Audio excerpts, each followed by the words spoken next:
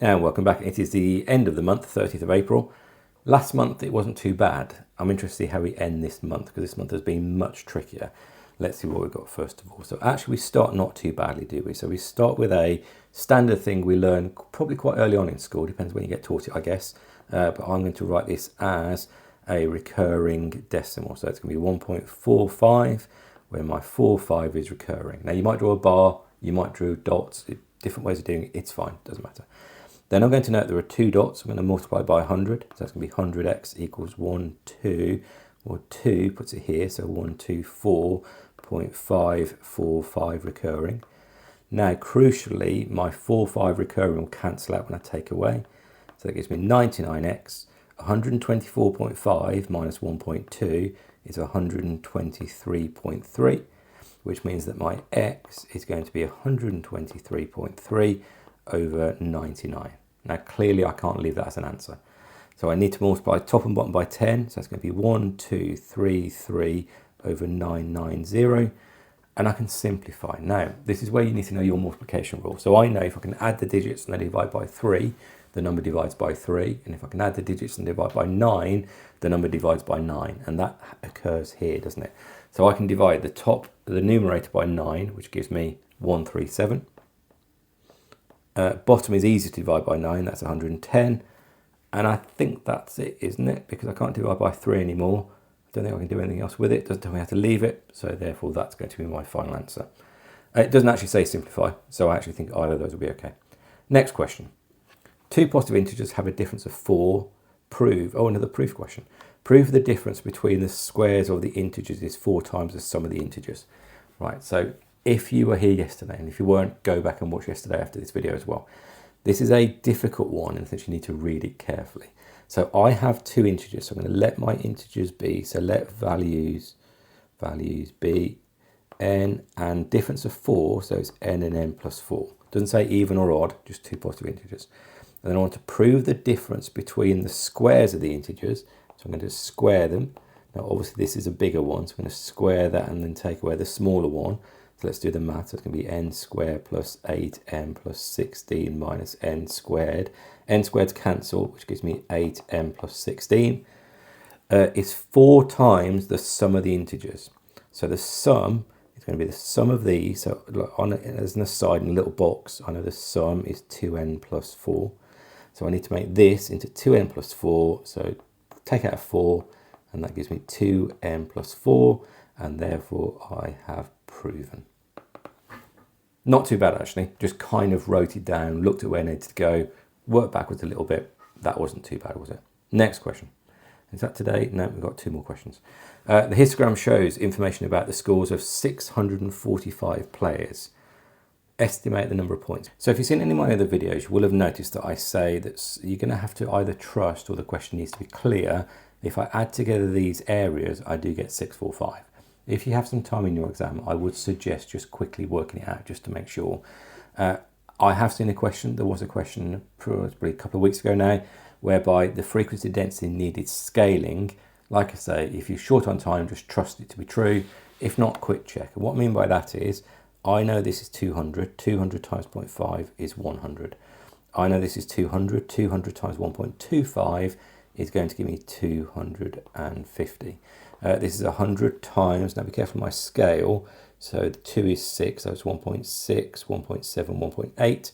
So what did I say? I said it was 100, so this could be 180. This is 300 times 0.25, which is 75.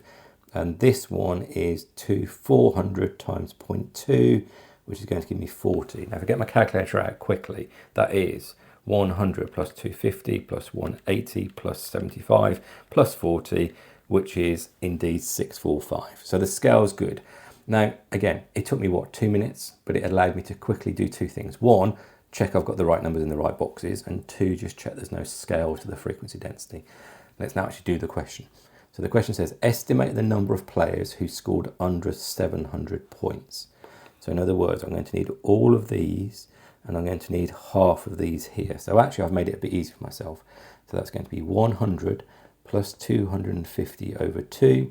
250 over 2 is 125, plus 100 is going to be 225. Good question. Next question. 20% of players scored over Y points. Let's come back down. Over Y points. Work out an estimate for Y. Now, actually, I'm glad I did this now. So 20% is over, in other words, that way.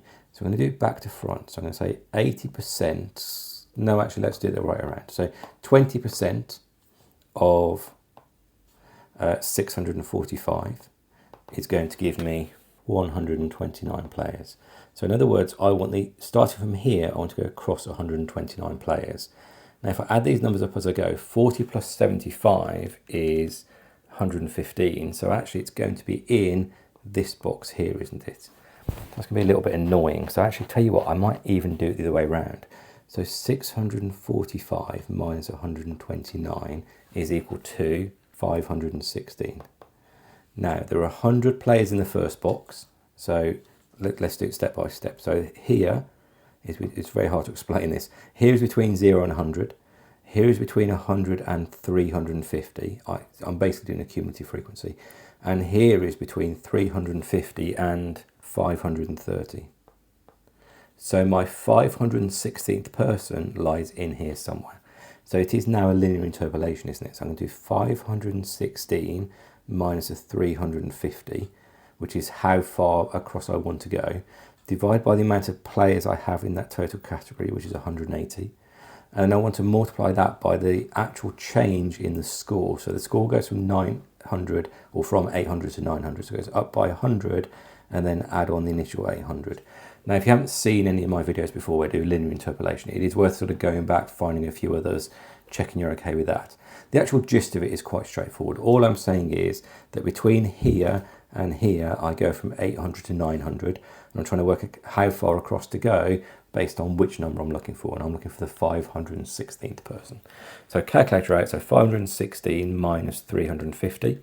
I divide that by 180. So I'm going at 83/90th of the way across.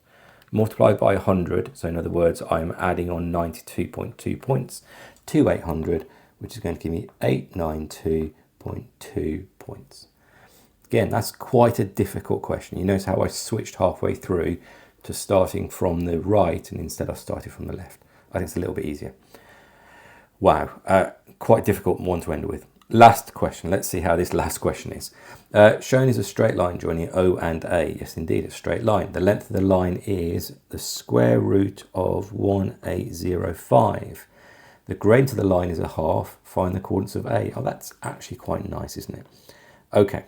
The way I'm going to do this, I'm going to assume A is X, the gradient's a half. So actually, I'm not going to do X, I'm going to do 2X and X. So therefore the gradient is X divided by 2X, which is a half. Then using Pythagoras, I know that 2X all squared plus X squared all square rooted is equal to the square root of 1805.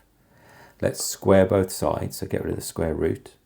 And let's expand the bracket, so that tells you that 4x squared plus x squared is equal to 1805. So 5x, that should be squared, I don't know why I've written 5 there, x squared.